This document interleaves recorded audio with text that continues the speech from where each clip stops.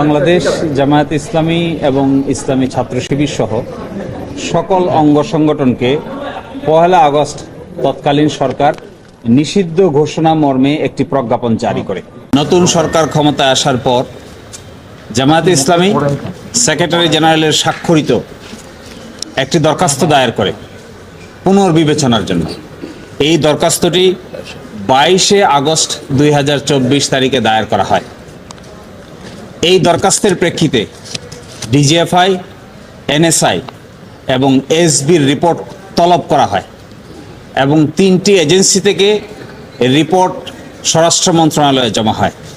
এই ৩টি এজেন্সি জামায়াত শিবির সন্ত্রাসী কর্মকাণ্ডের সঙ্গে জড়িত মর্মে যে অভিযোগ করা হয়েছিল, এই মর্মে তদন্ত সাপেক্ষে কোনো সত্যতা খুঁজে পায়নি।